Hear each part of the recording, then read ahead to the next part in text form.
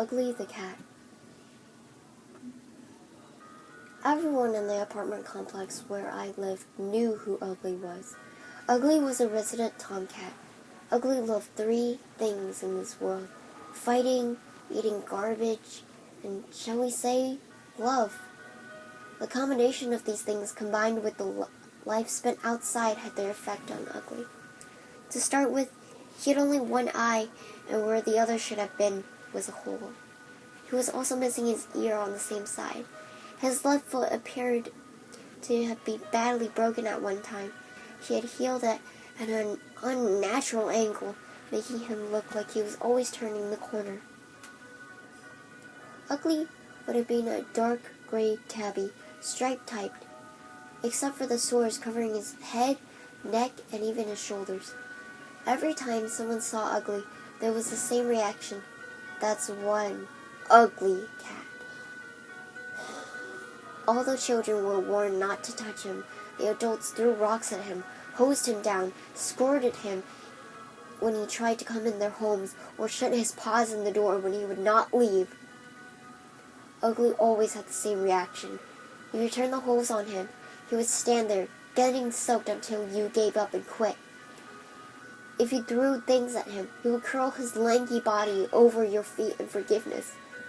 Whenever he spied on children, he would come running, meowing frantically, and bumping his head against their hands, begging for their love.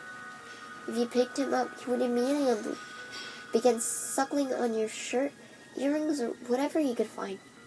One day, Ugly shared his love with the neighbor's huskies that did not respond kindly, and Ugly was badly mauled. From my apartment, I could hear his screams, and I tried to rush to his aid. By the time I got to where he was laying, it was apparent Ugly's sad life was about at an end.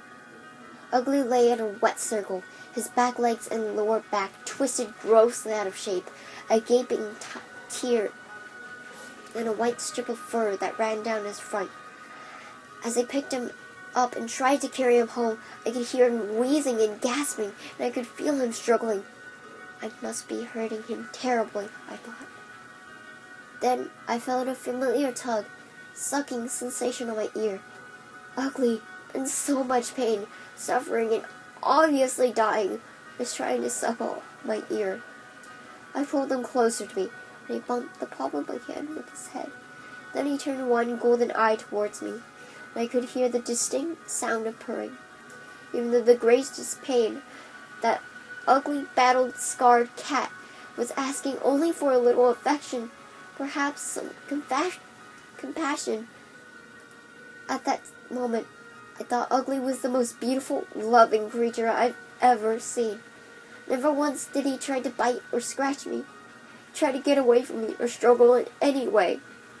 Ugly just looked up at me, completely trusting me to relieve his pain. Ugly died in my arms before I could get inside, but I sat and held him for a long time afterwards, thinking about how one scarred, deformed like little stray could so alter my opinion about what it seems to have true pureness of spirit, to love so totally and truly. Ugly taught me more about compassion than 1,000 books, lectures, or talk show specials ever could. And for that, I would always be thankful. He had been scarred on the outside, but I was scarred on the inside. And it was time for me to move on and learn to love truly and deeply, to give my total to those I cared for. Many people would want to be richer, more successful, well-liked, beautiful, but for me, I will always try to be ugly.